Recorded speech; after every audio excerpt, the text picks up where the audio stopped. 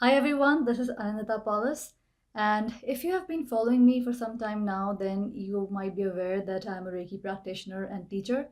And I've been teaching Reiki workshops for a really long time now. And one of the teachers that I highly respect and I have been following for some time is Sadhguru. And I often post Sadhguru's books or his quotes on my Instagram account. And when I do that, several times some of my followers have actually messaged me and asked that you do know that Sadhguru is against teaching Reiki, right? And yes, I am aware of that. And in fact, many years ago, when YouTube first recommended one of Sadhguru's videos, it was actually the video in which Sadhguru was talking against Reiki. And in fact, I saw that video and I didn't even hear the entire video, but it just made me feel that probably this guy is just another Indian charlatan. And it was after many years that I decided to give Sadhguru's teachings a try, and I decided that, maybe I should at least listen to the whole video. And maybe, if not that video, I should listen to some other video of Sadhguru since his videos got recommended to me from time to time on YouTube, but I would just ignore every single time, just because in my mind I had imagined him to be a charlatan. Because, frankly, in India there are many yogis and mystics, and even though most of them are genuine, but there are charlatans. There have been cases where there have been a lot of yogis and mystics who have been just making a fool out of people. So, in the past, I was always a little bit wary about listening to too much yogis or listening to mystics like him. But later on, of course, as we evolve, as we progress in our spiritual journey, I started reading a lot of different books. One of the books that I read was Autobiography of a Yogi. And that just opened my eyes to just another dimension, another side to India. Because personally, I myself, being in New Delhi, I had never come across yogis of that nature. But even though I was aware that they do exist, but after reading that book, it just expanded my mind so much more that India is not just a place where there are charlatans, but there are real mystics and yogis, of course. And that book has so many accounts and so much detailed descriptions of these yogis. And then I decided to start listening to Sadhguru's videos. And eventually I came across that video again where he talks about why he's against Reiki. And I realized after watching that video that it was heavily edited and it didn't give the full picture.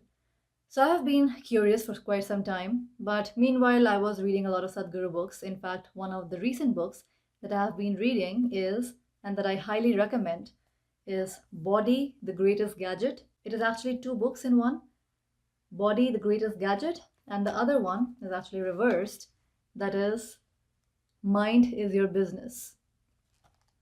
So in this book, there are chapters in the form of question and answer, where there is the questioner asking a question to Sadhguru, and then there is Sadhguru's answer to that.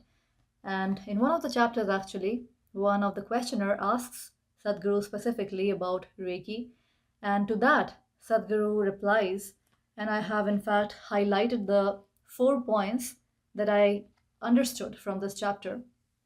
And I'm going to talk about them in detail, that why is Sadhguru against Reiki.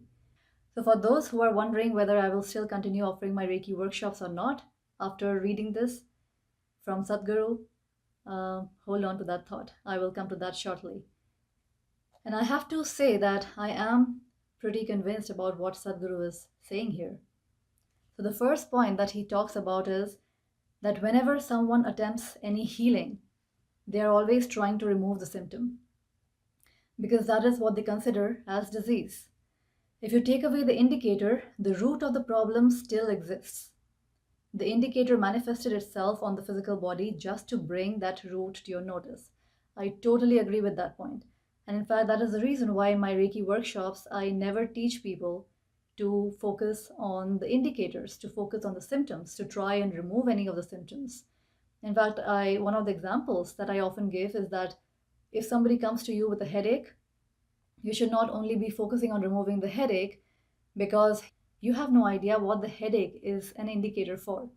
The root cause could be laying anywhere else. So just let the Reiki energy work it out. And I totally agree with what Sadhguru is saying, because Personally, I have seen a lot of Reiki practitioners and masters even who are teaching a lot of things in their Reiki workshops which probably should not be taught in that way. I have come across Reiki practitioners and masters who are teaching somehow to detect energetic imbalances in the body. In fact, some time ago, I read an article, maybe it was an article or maybe I came across a book on Reiki, where they were specifically teaching how you could be using a pendulum to see which direction a certain chakra is moving and then make it move either slower or faster or change the direction of the movement. And honestly, I feel that this kind of interference is not needed and shouldn't be done. But nonetheless, there are Reiki practitioners who are teaching this kind of things. And not just that, I have come across there is so much debate and discussion in the Reiki community as to whether energy healing, such as Reiki, should be taught in person or should be ever taught over distance. Should the attunements be done in distance or not? And a lot of Reiki masters are of the opinion that energy healing or Reiki workshops should not be taught or performed distantly because then it loses its efficiency. And this just makes me realize that there are so many myths and misconceptions in the Reiki community. And even the Reiki masters are not completely aware of certain myths that they have taken up from their teachers and from their trainings. And they just hold on to those myths and misconceptions as if they are the rules, as if they are the ultimate guidelines, when there are no such ultimate guidelines.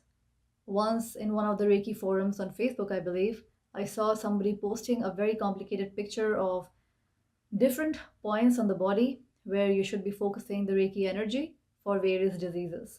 And what I realized is a lot of people are spending a lot of time and energy trying to memorize all these body points where they should be focusing the energy for different types of ailments.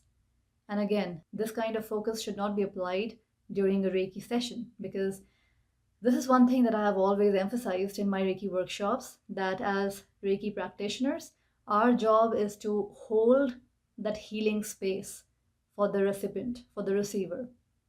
It is not our job to be healing. And also, Reiki practitioners should never be diagnosing or treating. And often I have seen certain Reiki practitioners would be offering some kind of a report after the Reiki session. And even though the report is not really a diagnosis, but often when you are providing some kind of report, then people tend to take it as a diagnosis. And the report would often consist of things like you have got a tear in your chakra, or you have got these chakras imbalanced or weak, or whatever it is, or some spots in the chakras, or spots in the aura, and things like that. And I feel like sometimes this kind of a report could be counterintuitive for people who are receiving it. The second thing that Sadhguru talks about in this book is if the root of the problem has to be removed, it cannot be just removed and dissolved like that. It has to be taken out and worked out in some way. So people have not understood and experienced life in any great depth. They have seen life only in the physical dimension. So they believe that relieving a person of his physical pain at that moment is the greatest thing that they can do. But it is not so. And again, I totally agree with what Sadhguru is saying that you should not even try to remove the root cause. In fact, the whole point of a Reiki session should not be trying to remove anything. Again, this brings me to one of the basic laws of the universe. Whether you say yes or whether you say no, it always means yes. To the universe, a yes or a no means the same thing. So whatever it is that you're focusing on expands. When you are trying to remove the root cause, by focusing on the root cause, you are really just expanding it. So in my Reiki workshop specifically, I always teach my students to never focus on the cause at all and to never ever try and diagnose, because as Reiki practitioners, we are not supposed to be diagnosing anyways. So I totally agree that if you have learned this in your Reiki workshops to somehow diagnose or try to treat the cause, try to treat the root cause or even the manifested symptoms, then you should not be focusing the energy like that. As Reiki practitioners, and not just Reiki practitioners, but as any kind of light worker or whatever healing modality you are into, especially if it is an alternative healing modality, You should not be focusing on the cause at all. The only focus should be on holding that space for the recipient where the healing can occur. The extent to which the healing occurs totally depends upon the person who's receiving the energy. The person's energy, their body, their consciousness, that has the intelligence to know what to do with that energy. And to the extent that the person is able and willing to let go of whatever ailment or issue that they have, to that extent, this energy will assist them in letting go of that ailment. But if they are not in a place, or if they are not willing to let go, often people think that why would I not be willing to let go of my ailment?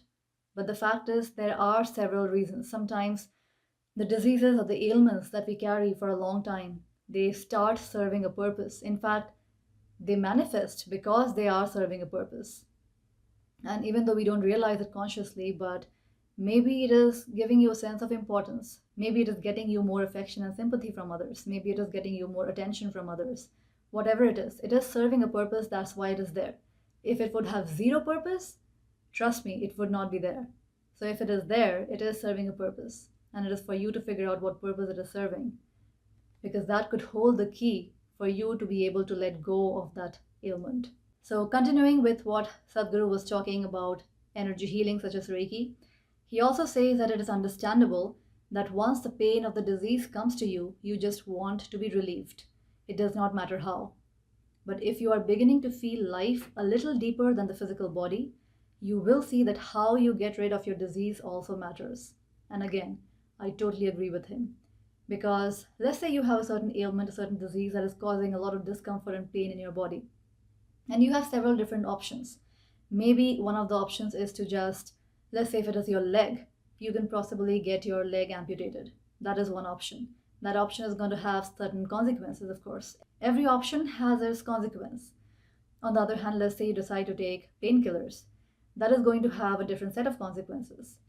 On the other hand, let's say you decide to just take some kind of drugs, alcohol, some other chemical substances just to numb the pain. And that is going to have another kind of consequences. Versus, let's say you decide to do something alternative and just change your body's energy in a certain manner that the pain goes away or the disease goes away. And that is going to have another set of consequences. So definitely, getting rid of the pain is important because, in fact, Sadhguru himself has mentioned several times in a lot of different videos that if the human body is not at a certain state of ease, if your mind is not in a certain state of ease, then that person is not going to strive for anything higher in life. And one of the examples that he has given is, let's say you haven't gone to the bathroom for a few hours, and then God appears and asks you what you want. You want to go to the bathroom. You don't care about enlightenment then. You just want to go to the bathroom. So, and that totally makes sense, that if your body is in pain, of course your first priority is going to be to remove that pain before you can think about channeling your energies, channeling your thought, your focus, your time, your energy towards a higher purpose, towards a higher spiritual goal. So it is important that you bring your body to a certain level of peace, to a certain level of harmony, balance, comfort, and ease. But it is also important at the same time how you are bringing in that harmony, how you are bringing in that ease. Because based on what steps you take, what actions you take, those actions definitely have a consequence. And often people don't realize what those consequences could be.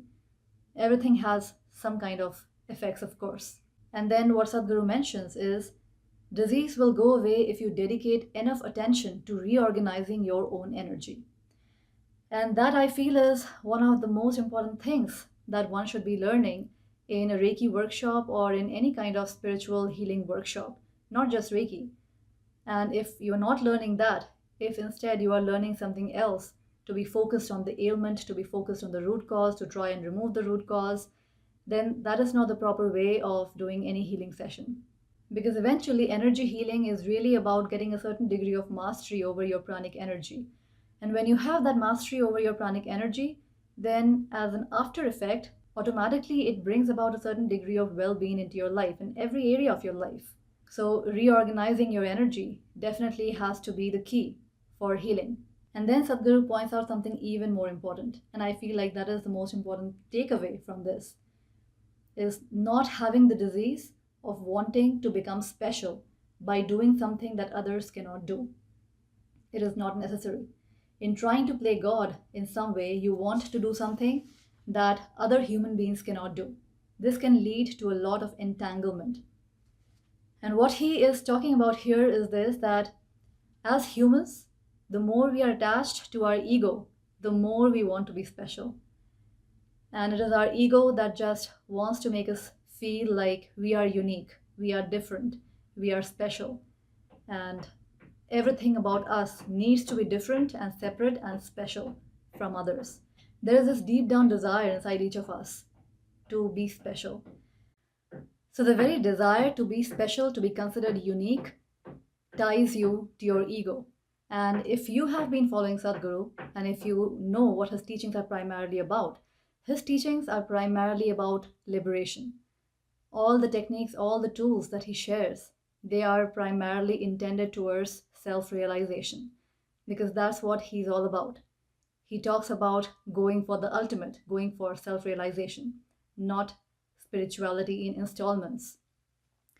But coming to that point, I feel like it's not just Reiki practitioners who are likely to get entangled, but in fact, anybody who's attached to an outside symbol. Let's say you are attached to your cars or your possessions, your wealth. Let's say you are a very famous artist and you are really attached to your image as a very famous artist. Or even if you are a doctor or a nurse or some other healthcare worker, and let's say you get so attached to that identity of yours that you start thinking that I am the healer, I save people, I am a savior. The moment you start thinking of yourself as the healer, as a savior, I am the special person, I do things that nobody else can do, that is how you get entangled. And entanglement is, of course, a sure short way that is going to keep you stuck with your ego and will limit your spiritual growth to the next stage where you can go and reach out to the ultimate, that is self-realization or enlightenment. But frankly, when it comes to reaching for the ultimate, when it comes to going for self-realization, I feel like 90% of the people, when they get started on the spiritual journey, they don't get started with the idea of self-realization.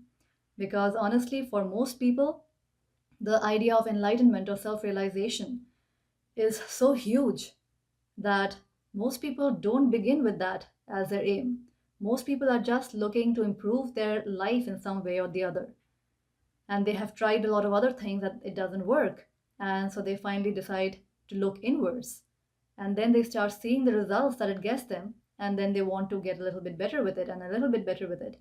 And eventually down the line, they realize that they don't want spirituality in installments anymore. They want to go for the ultimate. But usually for 90% of the people, I would even say for 95% of the people, it is usually a gradual step. It is usually not the beginning step. But if you are someone for whom you are at a place where you are only looking for self-realization, then you definitely don't need to learn Reiki or any other healing modality. There are other tools and techniques that you can use for that. Reiki is definitely not a tool for self-realization, but it is really a tool for awakening your inner healer. And I totally agree that if you are becoming a Reiki practitioner, not just Reiki practitioner, if you're becoming a doctor or a nurse or any kind of therapist, just for the ego satisfaction that you are better than others, holier than thou, and you have these powers that others don't have, then that definitely is not the energy or the place from where you should be doing any of this work anyways. Even in my Reiki workshops, I always make it clear that Reiki or energy healing in general is so simple that even a child can do it. I never make my students feel that it is a miraculous thing that only a selected few or only the gifted healers and empaths can do and others cannot do. So it is something so simple that you and me, everybody, we are naturally born with these powers. In fact, even we should not even be calling it a power because it is very natural to us. Everybody can do Reiki, even a small child can do Reiki. So if you're doing Reiki from the place of feeling that I am the healer and I am the savior and I have these special powers that others don't have and I know secrets that others don't know, then that definitely is an energy that is going to keep you entangled because that is an egocentric thought and you are definitely going to be tied to the ego so much that it will not let you to go ahead in your spiritual journey forward. But like I said, most people don't begin with self-realization as their goal. Most people are just looking to improve their life a little bit, and then a little bit more, and then a little bit more. And gradually they realize that, well, it is time. It is time to go all the way. It is time for self realization. They don't want an installments anymore. But till then, of course, there is no harm in using any of the spiritual tools that you come across that you resonate with, as long as you always keep in mind to be self referral instead of being object referral, as long as you don't start associating yourself, as long as it doesn't become your identity that I am a healer, I save people, I give people life, that kind of association. And it's not just Reiki practitioners who are more likely to become entangled. In fact, I see that even a famous businessman, a successful artist, a successful entrepreneur, anybody who's in the spiritual path, but anybody who identifies themselves to a certain outside object, that, oh, look at me, I have all these cars and all these possessions and all these clothes and jewelry and these degrees and whatnot. The moment you start identifying yourself with outside symbols, that very moment you get entangled. So, entanglement is not something that is only for Reiki practitioners or only for people who are working with energy. Entanglement happens constantly for everybody. And in fact, if I talk about myself, when I began my spiritual journey, I didn't begin with the view of going for self realization. I'm sure that there are many people who feel that enlightenment or self realization is such a huge deal, because just look around, how many people are enlightened? How many people are self realized? When you think about self realized people, you think about Buddha or Krishna or Christ. That's why we talk about Christ consciousness and Krishna consciousness.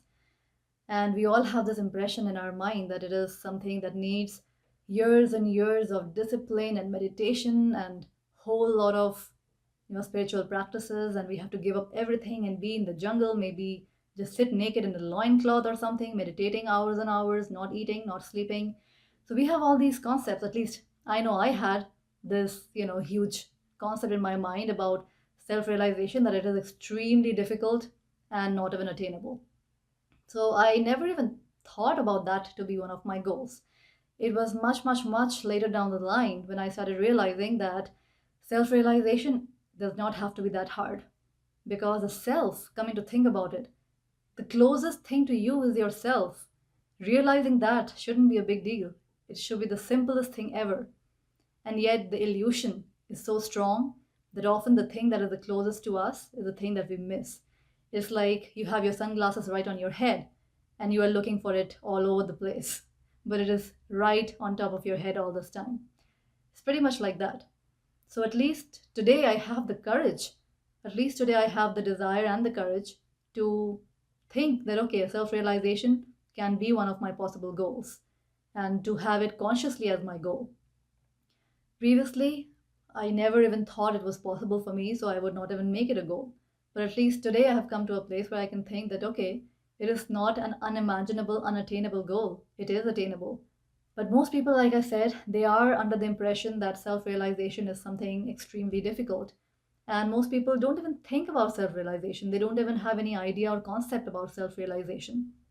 They are only looking to improve their lives, their health, their physical and mental, emotional well-being, their relationships.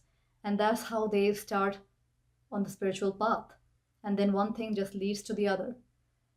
So to conclude, I would say that I totally agree with everything that Sadhguru is saying. But on the other hand, as long as you keep these points in mind, that not to get entangled, not to associate or not to get identified with that role, and always remembering that your job is just to be a facilitator, just to provide the energy and hold the space for the recipient. And then whatever happens between this Reiki energy and the recipient is not your job to control. That is totally up to the recipient. In fact, that is one of the things that I teach in my Reiki workshops, that we are not the healers. You are not the healer. The person who's receiving the energy, they are the healers. They are healing themselves. Their consciousness knows what to do with this energy. And to the extent that they are willing and able to let go of whatever ailment is holding them back, to that extent, the energy works and assists them in letting that go. So they are still doing their work. The work you cannot escape. So they are still doing their healing work. You are just assisting them in their healing journey. As long as you keep that in mind. And finally, as long as you remember not to try and remove the symptoms or not to try and diagnose and remove the root cause, because that is again none of our business. As Reiki practitioners or energy healers, light workers, it is not our job to be diagnosing, and it is also not our job to be trying to remove any ailment. That is a different kind of treatment. If something has to be removed from the body, then they can go to a doctor and they can remove it surgically or whatever it is. But for holistic therapies and treatments which are energy based, the focus should always be on healing and never be on the cause or the root of the problem. And I go into much more greater detail in my workshops. If you're interested, there is the link below in my description. And I am running a promotion these days where you can get my Reiki Complete Healing Home Study program at an 80% off. So check out the link below. And I hope this video made sense, especially to those who have been following Sadhguru and who have also been following me or maybe other teachers who teach energy healing and different healing modalities. And I know it can be very confusing sometimes because, different spiritual teachers, they have different perspectives. And then you hear these two different perspectives and you don't know what to make of it. And it just leaves you completely confused. That's why I decided to make this video. As per my understanding, the main concern that Sadhguru had about Reiki is really about entanglement, because his whole mission is about liberating people. It's about self-realization. So anything that creates entanglement, he's against. He doesn't teach practices that creates entanglement. As long as you're not getting identified to outside symbols, you won't get entangled. And that's the only thing that you need to keep in mind if self-realization is your ultimate goal. And for many people, it is not their ultimate goal yet, and that is completely fine. If you're only looking to improve your life, your relationships, your health, your wealth, that's totally fine. That's where you are, and that's totally fine. There is nothing wrong with you if you're not looking for self-realization. So if you like this video, then leave your comment, let me know what you think about it, and share it, subscribe to my channel if you haven't already. I'll talk to you soon. Bye for now.